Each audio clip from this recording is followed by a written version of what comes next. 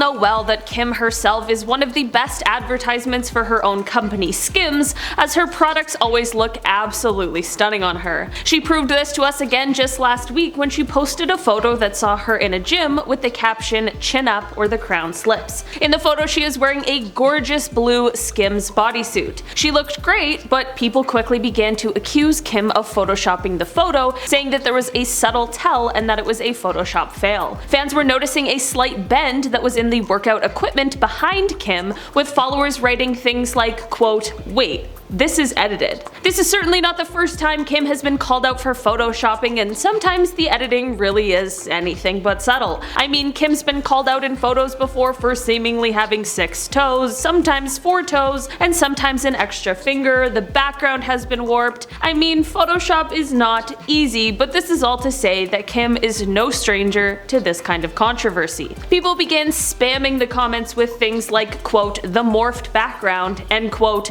"whoever photoshopped this didn't do their job right." The comments kept rolling in and seemingly got a little more petty when people began writing things like, quote, "the side of the table is bended. I never knew tables could bend." And another person wrote, "No, not the curvy background," while adding 2 laughing emojis to the end. While Kim didn't respond verbally, likely because she has enough going on in her life at the moment, she did post another photo that should have cleared up any confusion people might have. She posted another photo of her, same gym, same blue onesie, but this time she was sitting on the machine that was seen in the background of the first one, the machine that people seemed to think was morphed and a sign of bad Photoshop. In the updated photo she is sitting down with a 4-pound weight in her hand, leaning a bit forward. Because of the angle this photo was taken at, we can see that the machine in question was not curved because of Photoshop, but because that's just how it looks. It's designed that way. So it turns out that while people were quick to speculate and jump to conclusions,